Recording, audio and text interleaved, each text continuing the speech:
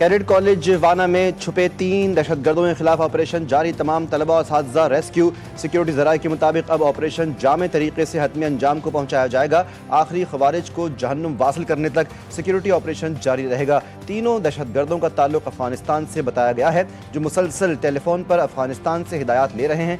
तीनों अफगान खवारिजीन को कॉलेज की एक मखसूस इमारत तक महदूद कर दिया गया है। खुदकुश हमलावर बाजोड़ में रिहाइश पजीर था। वो जुमे को इस्लामाबाद पहुंचा। पीर बधाई से मोटरसाइकिल पर G11 कचहरी आया। इस्लामाबाद कचहरी हमले की इब्तिदाई रिपोर्ट तैयार। तहकीकाती इदारों की इब्तिदाई रिपोर्ट के मुताबिक खुदकुश हमलावर ने चादर ओढ़ी हुई थी। IG इस्लामाबाद के मुताबिक धमाके में 8 किलोग्राम बारूदी मवाद और बॉल बेयरिंग्स इस्तेमाल किए गए। शवाहिद के मुताबिक हमलावर एक ही था। एक मोटरसाइकिल और गाड़ी को मशकूक तस्वुर किया जा रहा है और हालत जंग में है। इस माहौल में काबुल से कामयाब मुज़ाकरात की ज़्यादा उम्मीद नहीं रखी जा सकती। वज़ीर दिफ़ा ख्वाजा आसिफ ने एक्स पर जारी बयान में कहा कि कोई ये ना समझे कि पाक फ़ौज ये जंग अफ़गानिस्तान पाकिस्तान सरहदी इलाके में और बलूचिस्तान के दूर दराज इलाके में लड़ रही है। आज इस्लामाबाद ज़िला कचहरी में खुदकुश हमला वेकअप कॉल है कि ये सारे पाकिस्तान की जंग है। इस्लामाबाद तक इस जंग को लाना काबुल से एक पैगाम है, जिसका पाकिस्तान भरपूर जवाब देने की क़ुव्वत रखता है। और इस्लामाबाद कचहरी में खुदकुश धमाके पर अमेरिका का पाकिस्तान के साथ इज़हार यकजहती। अमरीकी सफारत खाने के एक्स अकाउंट पर की गई पोस्ट के मुताबिक पाकिस्तान में अमरीकी नाज़िमुल उमूर नाती बेकर ने ज़िला कचहरी इस्लामाबाद में खुदकुश धमाके पर पाकिस्तान के साथ इज़हार यकजहती किया है। कहा कि अमरीका दहशतगर्दी के खिलाफ जद्दोजहद में पाकिस्तान के साथ यकजहती का इज़हार करता है। हम इस हमले और दहशतगर्दी की हर शक्ल की सख्त मजम्मत करते हैं। सदर मुमलिकत आसिफ अली जरदारी वज़ीर आज़म की इस्लामाबाद कचहरी धमाके की शदीद मज़म्मत। जाँ बहक अफराद के लवाहिक़ीन से दिली हमदर्दी और ताज़ियत का इज़हार। वज़ीर आज़म ने कहा, मुझ समेत पूरी कौम की तमाम हमदर्दियाँ शोहदा के अहले खाना के साथ हैं। भारतीय दहशतगर्द प्रॉक्सीज़ की जानिब से पाकिस्तान के निहत्ते शहरियों पर हमले काबिल मज़म्मत हैं। एक तरफ मुज़ाकरात, दूसरी तरफ हमारे बच्चों का खून बहाया जा रहा है। हमें दुनिया को इनके चेहरे दिखाने होंगे। ऐसा नहीं हो सकता जिसे हम भाई कहें वो हमें लाशें दें। जुल्म और बर्बरियत कबूल नहीं करेंगे। अफगानिस्तान की सरजमीन पाकिस्तान के खिलाफ इस्तेमाल नहीं होनी चाहिए। चेयरमैन पाकिस्तान उलमा काउंसिल अल्लामा ताहिर अशरफी की GTV न्यूज़ से गुफ्तगू। कहते हैं, दुश्मन फिर पाकिस्तान में दहशतगर्दी करना चाहता है। हम सबको मिलकर दहशतगर्दों का मुकाबला करना है।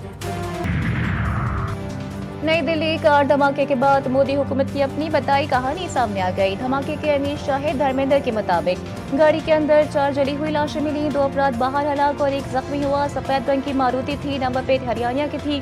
धर्मेंद्र का कहना है कि गाड़ी मारुति थी, मगर अमित शाह गोदी मीडिया उसे होंडाई करार दे रहे हैं। गवाह का कहना है कि गाड़ी के मालिक का नाम नदीम था। रॉट्रॉल उसे सलमान बता रहे हैं, जबकि गोदी मीडिया उसे तारिक बता रहा है।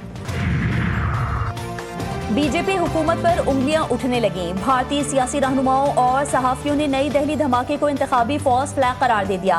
भारतीय सहाफ़ी शालिनी शुक्ला ने कहा कि हर बार जब बीजेपी बहरान में आती है, दहशतगर्दी या ब्लास्ट का नया ड्रामा रचाया जाता है। फौरन पाकिस्तान को मोरिद इल्ज़ाम ठहराया जाता है। कांग्रेस के रुकन ने इंकशाफ किया कि ये सब बिहार इंतखाबात से पहले का एक मुतवक्की सियासी इक़दाम था। सहाफ़ी रवि नियन ने लिखा कि बिहार इलेक्शन के दौरान बीजेपी कमज़ोर पोजीशन पर है। मजीद ऐसे धमाकों की तवक्को है। हर इंतखाब से पहले बम धमाके क्यों होते हैं? आखिर फ़ायदा किसको होता है? भारतीय शहरी का सवाल।